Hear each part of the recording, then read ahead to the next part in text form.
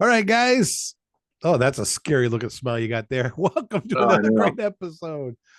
Oh, well, episode at least of the Oversteer TV online the podcast. I'm Tony Castner, and of course, this is the always weirdly, strangely, He's always got the strangely guitar good over his looking. shoulder, Jeff Brown. Hello, everybody. Mr. Cryptocurrency himself, XYO. Uh-oh.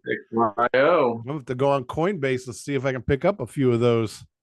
Yeah. Sell Well, some you of can my get them for Bitcoin, free. my You can get Doge. them for free if you use the Coin app. Download the Coin app off the Play Store. Uh-huh. You can get XYO for free. Oh, all right. We're not being compensated financially for that plug, so Not at all. not profiting at all. If they want to sponsor us, you know where to find me. Anyway, guys, I want to thank our fan out there, our fans. I think actually from our last episode, I think we can now go plural. We've gone from fan to fans. Okay. You can hear us all the time on YouTube or on Spotify. Click that like button, subscribe to us, make some comments. Let's hear it from you guys. Anyway, we had a interesting weekend last weekend. Kyle Larson is pretty much the best driver in NASCAR right now.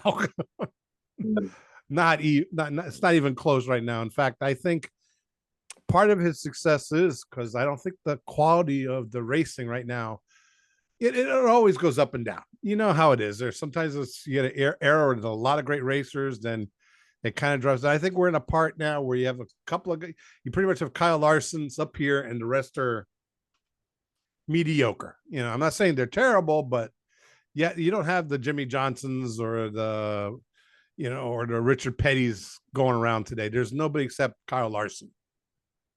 Well, I mean, you have Denny Hamlin, and you have the Gibbs drivers, and it's mainly Gibbs and Hendrick. Those drivers. One of those drivers probably will win the race. But anyway, there's a huge controversy around that race last week with Kyle Larson.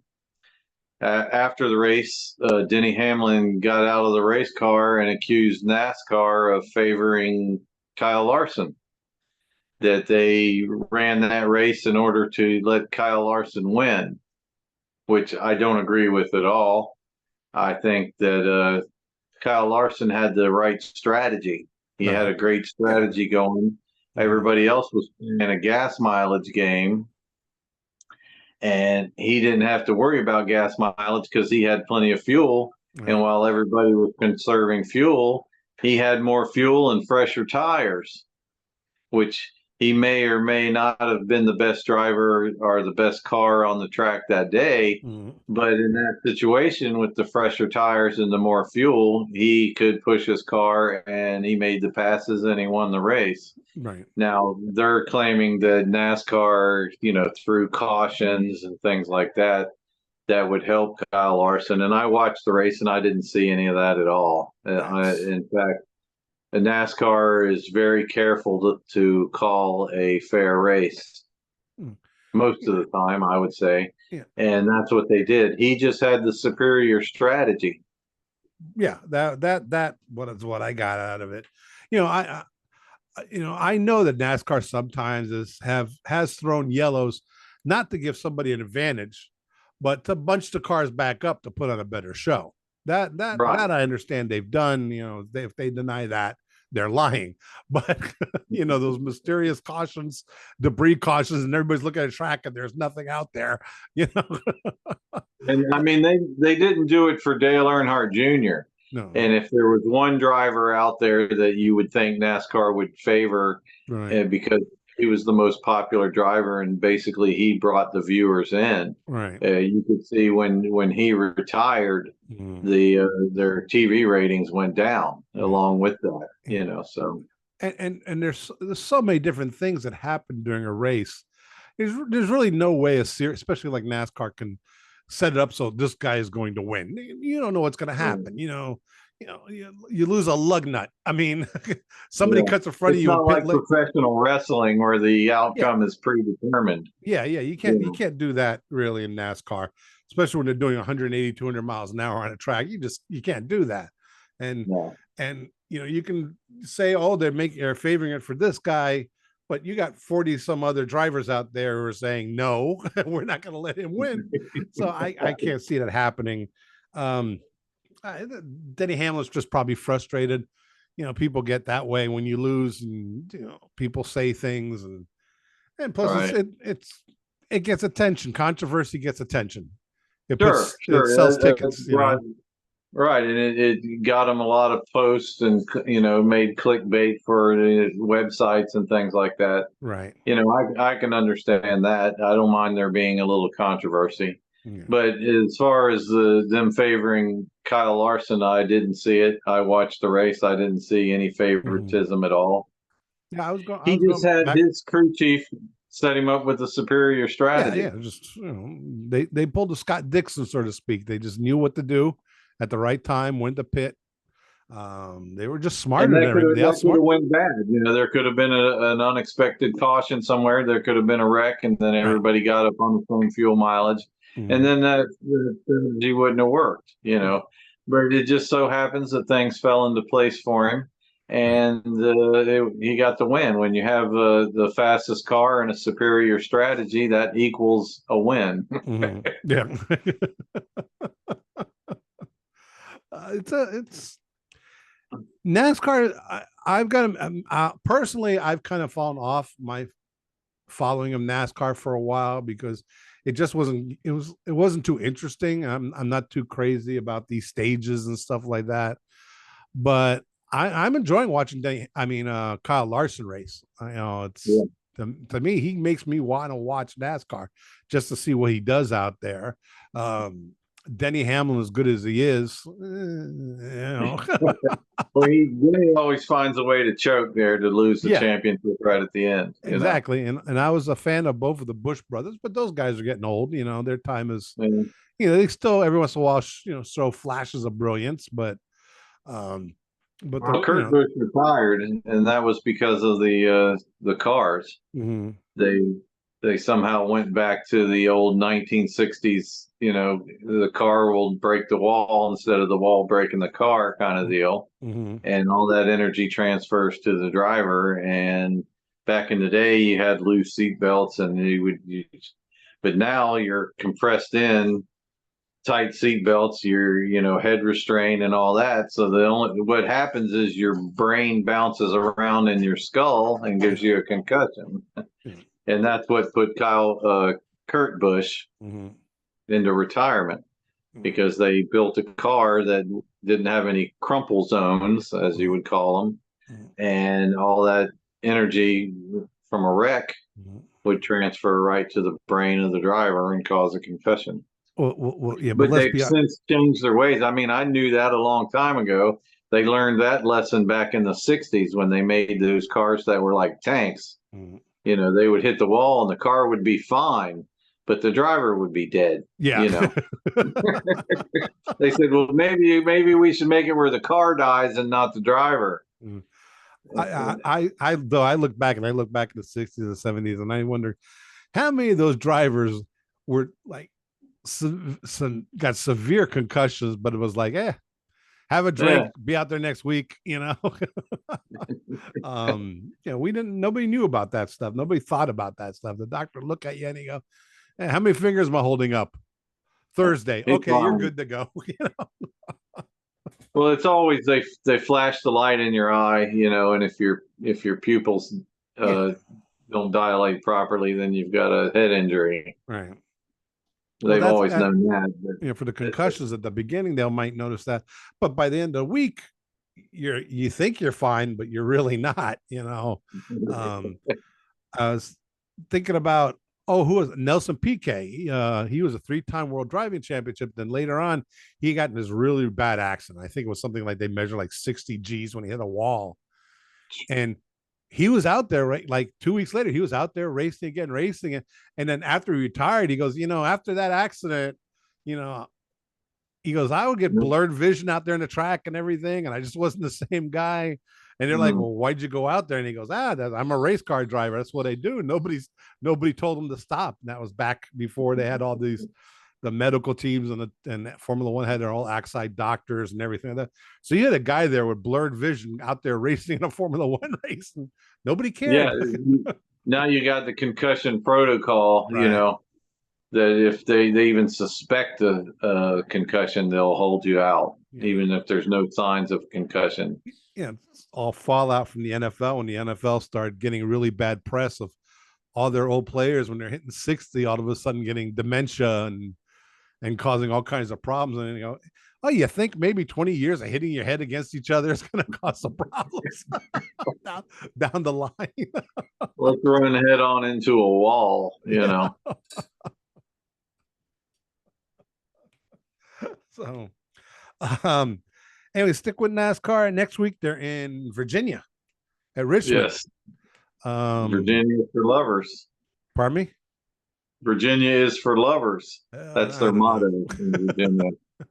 The state of Virginia actually sponsors the race, and their motto is Virginia is for lovers. Yeah. So the Virginia is for lovers 400. And that's what you would call Denny Hamlin's track. That's his home track, and that's the race that he's won the most. And they don't like him there either, but that's his home track. They don't like him at home.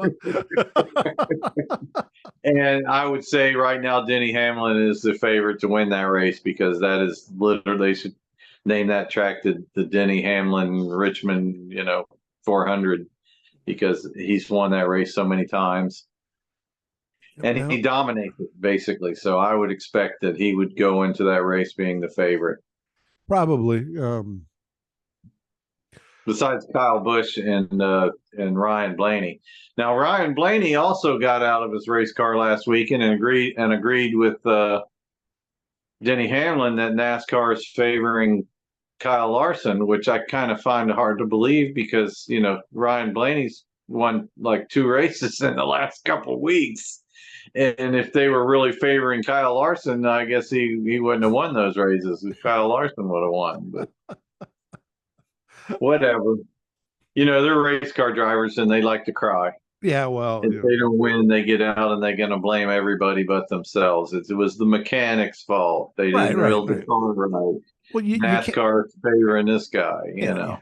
You can't compete out there unless you think you're the best. If you don't think you're as fast as the other guy, you're not going to be as fast as the other guy. You're never going to win. So, but race car drivers are famous for not taking the blame. Of course, they'll cause a 20-car pile up and get out and blame somebody else. Oh, well, if you saw the Formula One race last week.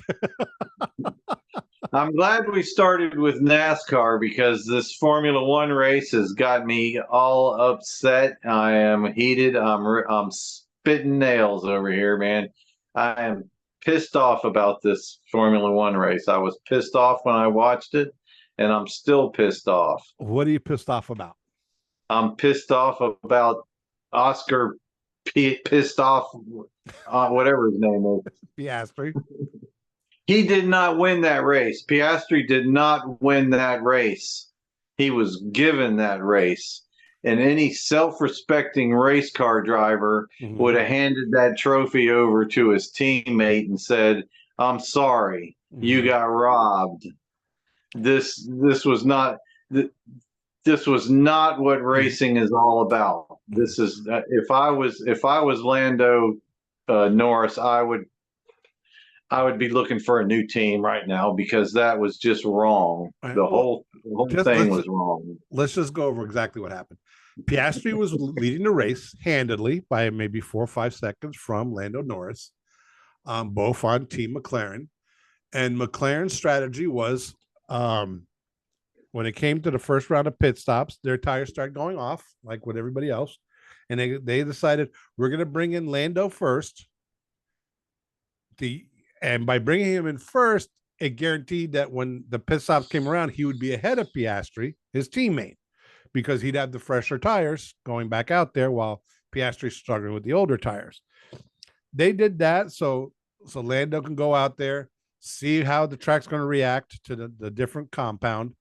And then once they settled, they go, okay, it was just a test thing. When we go back, we'll give Piastri back the lead because he actually earned it. They did that. People like you got really pissed off. My thing was is everybody's been going on the Lando Norris train about how great he is. Right then, when Lando Norris did finally slow down, listen to team orders, and let his teammate pass him, right then I said to myself, and I've said it before, Lando Norris will never be Formula One champion, will never be world driving champion. Do you think if in that situation, do you think Ayrton Senna would have done that? Let his teammate pass him?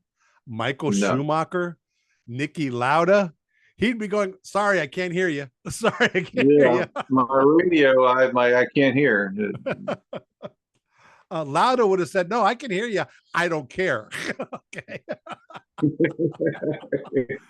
Well, when they asked him to do that, Lando said, okay, just tell him to catch up. Right.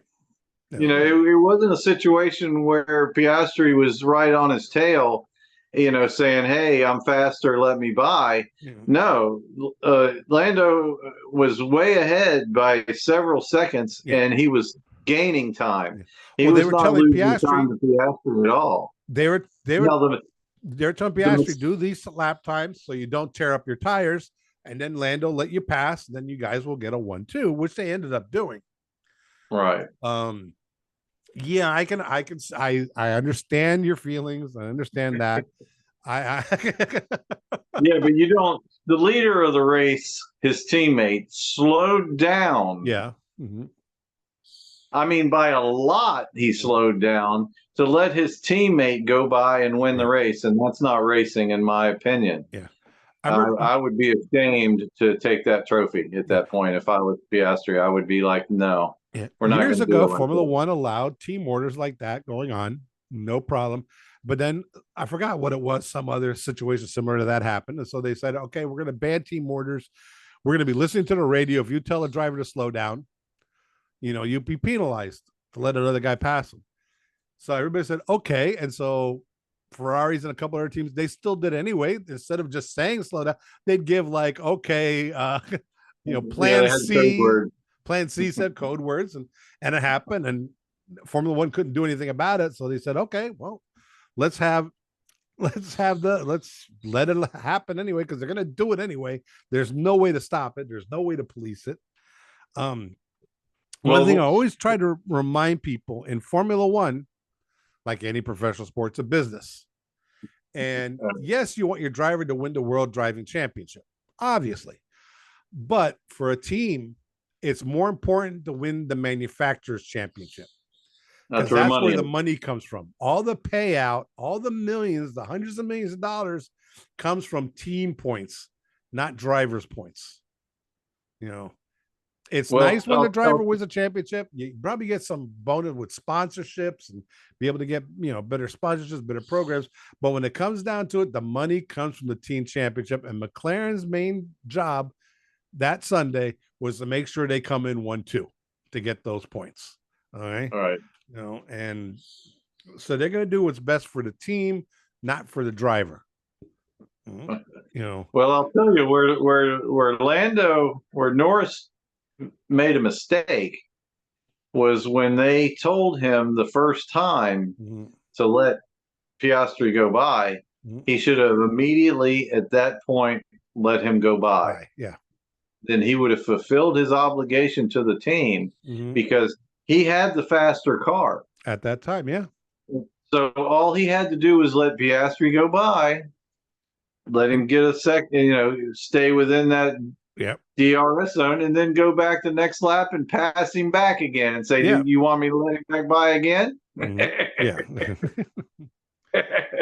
Then he would have a case to stay up front. Yeah. But he chose to wait until with 2 laps to go or something. Right. A few laps and then started pressuring him like he was going to try to get back by him. But if he would have done that, when they first told him however many laps, 10 laps to go or whatever it was, then he would have had that full 10 laps to get back by him.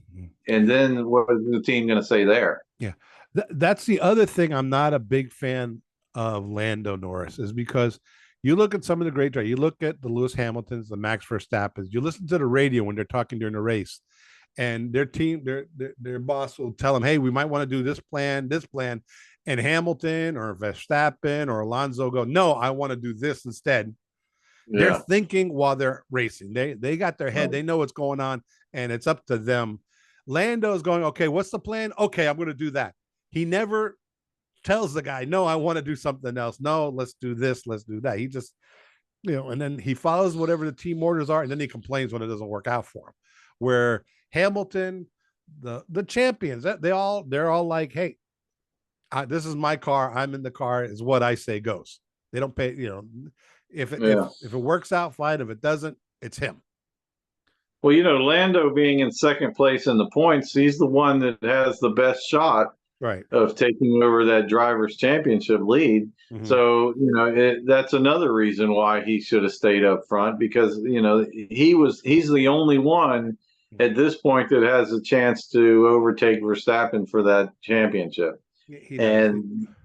And like I said, his mistake was not letting Piastri go by right when they said it. When they said it, he should have said, okay, slowed down, moved over, let him go by, and then say, okay, now the race is on. You know what I'm saying? Yeah, he's like, I let him by, now I'm going to pass him back. Mm-hmm. So they're not going to stop that. What are they going to say then? No, they're going to say, let him by again? No. No, as I said it, like I just was saying earlier, I don't think he doesn't have that, how would you say? Killer instinct. The killer instinct. I mean, it's, let me look at the points here. Verstappen's got 265. Norris has got 189. Oof, that's a lot of points. But even though Verstappen maybe doesn't have the fastest car anymore, he's still finishing up near the front. He's getting those points little by little. For Norris to win the championship, he's going to have to win races. Yeah, win and hopefully Verstappen, because Verstappen's got 7 wins this year already. Yeah. Norris has 1. Okay. Right, and the team took away a win right there. He could have had a big points day to try to go for that drivers' championship, but they took it away from him. Yeah, they gave it to Piastri, and I understand the team orders. I hate team orders, and I understand the strategy that they took as far as pitting Lando first. Right. But that's the team's fault. Mm-hmm. If I was Lando, I would say, no, you guys screwed up. I'm not gonna give up this win because you guys screwed up. Mm-hmm. Next time, don't screw up. No. It's, like you said, that's what Hamilton would have said. Yeah, that's what Alonso, would have said. Right. He would have said, "You guys screwed up. Not my problem." Mm-hmm. And to me, the best race was between watching Verstappen and Hamilton go at it. Was that a great race? That was great racing. That was very entertaining. Yeah. I loved that. And it's like that. It was obvious the McLaren was faster than the Red Bull, but Verstappen was trying everything to pass him, the Mercedes, and messed up a couple of times. They even came together, and Verstappen still did recover, grab some points.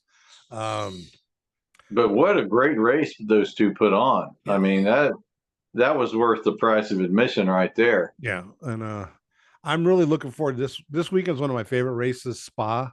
I love that track. That's like a real old school Formula One, long, like 4.5 miles, almost 5 miles. Beautiful track. A lot of fast corners. So with the fast corners, hopefully you'll see the Ferraris back up near the front again instead of doing the points there. What else went on? Oh, IndyCar had a race. Nobody cared because nobody could see it. Yeah. Did they have a race? Yeah, they were in Toronto. And it was only it's not on my DVR. It was only on Peacock. Yeah. And then of course they canceled Peacock or something. I had Peacock for free, and then they took that away. Right. It took me a week to get it back. Yeah. Now I have Peacock because I got it with a package with Apple TV. So now I'm like, okay, But still, it was only. I mean, the last week the numbers because of because of what happened in the world of politics, the numbers were dismal. This past weekend was on Peacock. I mean, I think I read somewhere, I was looking it up, only total subscribers were 34 million on Peacock. That's like nothing. I Yeah, mean, that's like the state of California.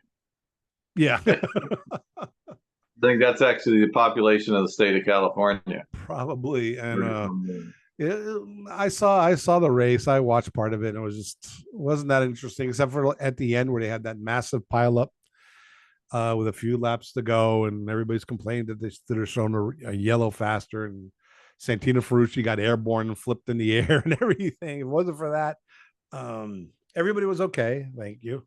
But their next race is at Gateway. Gateway. I mean, Worldwide Technology Raceway, which they say is in St. Louis, but it's technically across the Mississippi in Illinois, but it's around St. Louis. They're going 1.2 miles. I don't even know what channel it's going to be on. Hopefully it's going to be on NBC. If not, it'll be on USA. If not, it'll be on Peacock. If not, it might be on Instagram. I don't know. We're going to go live on YouTube. Yeah. Well, more people have YouTube than Peacock, that's for sure. Yeah. Everybody has YouTube. Benefit them to go live on YouTube. Yeah. So that should be interesting. Some good news in the world of motorsports. John Force is out of the hospital. Huh. That's great news. He's still gonna have to do some rehab, obviously, but he's out of the hospital and with his family, and so announce his retirement. Did he announce his retirement? No, not that I know of. He might have, but I doubt it. So that's some good news. And to me, the coolest thing that happened in racing this past weekend, I know you don't follow the World Rally Championship at all, but that's one of my favorite sports. There's a driver who just started out. He did the last rally. He did in one of the top tier cars, the World Rally car, WRC car, but they all run hybrids, but they allow him to run without a hybrid program. So he's 50 horsepower down, but he still finished in the points. And then in this last one, the Rally Latvia on the World Rally Championship, he was in the top three. He was running second and third. Almost, he actually won some stages. He was like competing in his first full World Rally car in a World Rally Championship. The kid's incredible. His name is Martin Sisk. The man it was amazing. People are like, all the other drivers, like, who is this guy? He's come out of nowhere. He's from Latvia also. He would have finished on the podium, but on the last stage, his differential went out. And on a all-wheel drive car, when you lose the differential, you're in trouble. But he still managed to finish the race in seventh. So I know this is all going like, who cares, rally? But but I'm a huge World Rally fan. So anyway, I guess that's good. Rallycross. It's just I just don't have a lot of time. I have to budget my time out for the races. Like Formula E also was on, and it's still sitting on my DVR. I haven't looked at it yet. So all right, I got that too. I got to watch it also. I know that was the final race of their season, and the championship was decided. So we'll cover it in the next podcast. What? We'll cover that in the next podcast. Let's do that. Formula E next week. We're going to talk about Formula E. So that's it for this week. Subscribe, follow. I want comments. Tell Jeff about his XYO crypto. Tell me about how Piastre should have won that race. Legit, but not like he did. I'm still upset about that. As a race car driver, I hate that. I hate it. Yeah, I'm not slowing down for anybody to pass me on the last lap. That's not racing in my book. I understand. Let it go. Take a deep breath. No, I'm still worked up about it. It's Take a going to take me a while Xanax. to get over it. Yeah, and I'm still mad at Piastri for that move that he made in that sprint race a couple of races back, where he cost McLaren the win of that sprint race. By uh, Lando was working on passing Verstappen. He had the faster car. He actually passed him, and Verstappen passed him back, and they were having a great battle. And he was getting ready to pass him back when Piastri stuck his nose in there, got side by side, Yeah. and then Max Verstappen drove off into the sunset and cost McLaren the win. So I'm still mad at Piastri for that. So he's not my favorite driver. That's Piastri wanting to win. I don't care about my teammate. I want to win. Yeah. And so we cost McLaren the win and the points and everything that they, and nobody said anything about that. That's fine. You can cost your teammate the win, because he's going. It's just he's not my favorite driver. I actually dislike the guy. He's probably a good driver, but I just don't like the fact that he cost his teammate that win in the sprint race and then was given the win last week. Lando they said, you're going to have to move over. He said, I'll move over. Just tell him to catch up. Say, when he gets here, I'll move over. That's my answer to that. Say, when he catches me, I'll move over for him. But there I'm you not have it, guys. He is a Lando Norris fanboy. No, it's not. It's not that I haven't liked Lando. It's just my dislike for Piastri and the team orders. I hate team orders, and I just don't like because Piastri was in the car crying, he's got to let me by. He's got to let me by. I'm like, no, put your foot down and go get him. Nobody lets you cried by. maybe and everything, but let's face it, he's the one standing on the top step. I know, but nobody lets you by. That's I hate that. I hate it. That's just not racing. The fastest guy is supposed to pass and win, and if your team puts a strategy out there that puts you in front, then you're in front. It's up to the other guy to come past you. Now, I would agree with the team orders if Piastri had caught him and was on his tail, and the team said, "Hey, Oscar's faster, let him by." I'm okay with that, because you're helping the team.